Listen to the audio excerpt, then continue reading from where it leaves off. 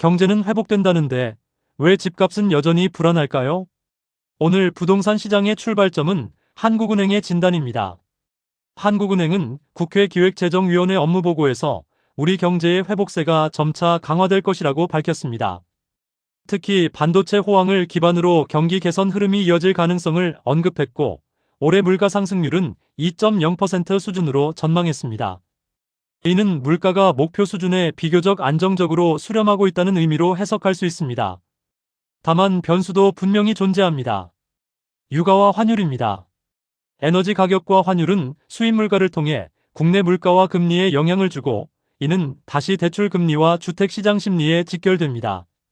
즉, 거시경제는 점진적 회복을 말하고 있지만 부동산 시장은 여전히 금리와 대출 환경에 민감하게 반응하는 구조라는 점을 다시 확인할 수 있습니다.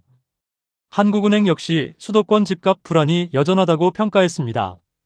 회복 기대와 자산시장 불안이 동시에 존재하는 이중적인 국면입니다. 그런데 서울 아파트 시장의 분위기는 또 다릅니다. 대통령의 경고 이후 서울 아파트 매물이 늘어났지만 거래는 좀처럼 살아나지 않고 있습니다. 공급되는 매물은 증가했지만 실제 계약으로 이어지지 않는 상황입니다. 대출 규제가 여전히 강하게 작동하고 있고, 일부 수요자들은 추가 가격 하락을 기대하며 관망하고 있기 때문으로 보입니다. 2월 토지거래 신청 건수는 1월 대비 19% 감소했습니다. 이는 거래 의사 자체가 줄어들고 있다는 신호로 해석할 수 있습니다.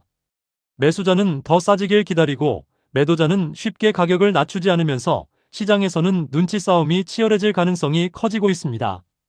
가격이 급등하는 장도 아니고 급락이 확정된 장도 아닌 정체 구간의 특징이 뚜렷해지고 있습니다. 이런 분위기는 이른바 아벼목성으로 불리는 지역에서도 감지됩니다. 압구정, 여의도, 목동, 성수 등 정비사업 기대감이 있는 지역에서도 매수세가 극과 극으로 갈리고 있습니다. 압구정의 경우 보유세 부담의 영향이 직접적으로 작용하면서 수십억 원을 낮춘 급매물에도 관망세가 이어지고 있습니다. 초고가 시장은 특히 금리와 세제 변화에 민감하기 때문에 거래가 얼어붙는 모습입니다.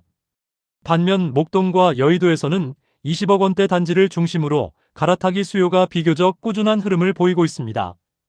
자산을 일부 조정하면서 입지를 유지하려는 수요가 움직이는 모습입니다. 성수의 재개발 빌라 역시 상대적으로 규제 영향이 덜하다는 인식 속에 여전히 관심을 받고 있습니다. 같은 서울, 같은 정비사업 기대 지역이라도 가격대와 규제 체감도에 따라 온도 차가 분명합니다. 분양시장도 녹록지 않습니다. 서울과 수도권의 분양가가 높은 수준을 유지하는 가운데 대출 규제까지 겹치면서 청약 경쟁률이 하락하고 있습니다.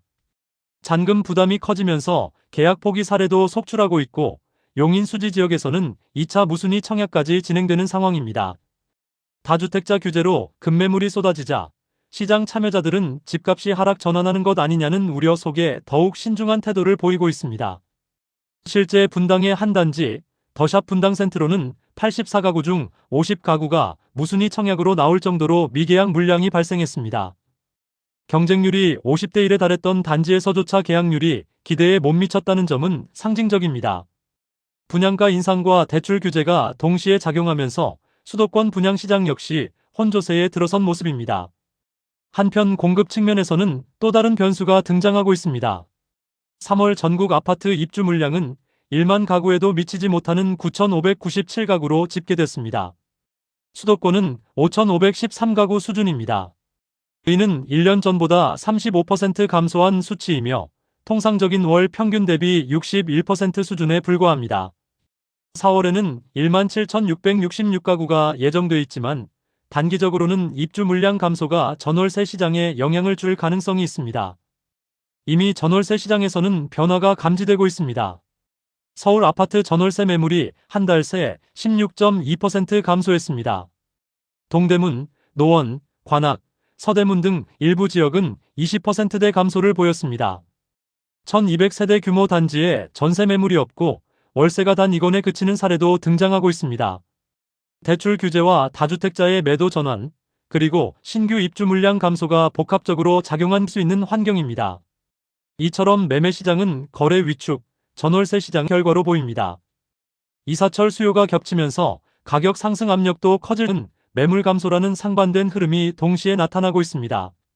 시장의 균형이 완전히 깨졌다고 보기는 어렵지만 수급 불균형이 부분적으로 발생하고 있다는 점은 주목할 필요가 있습니다. 또 다른 특징은 경매 시장입니다.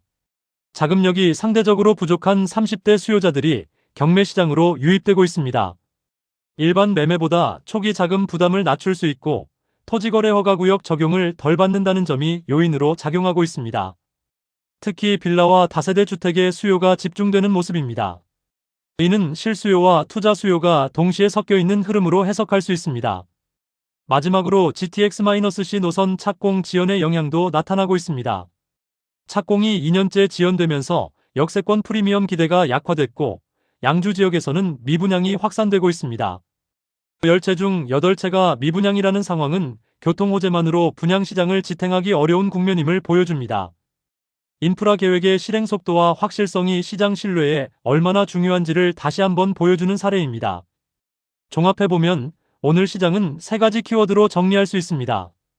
거시경제는 회복 기대, 매매시장은 거래 정체, 전월세 시장은 매물 감소입니다. 여기에 분양시장 혼조와 지역별 온도 차까지 더해지면서 시장은 매우 복합적인 양상을 보이고 있습니다.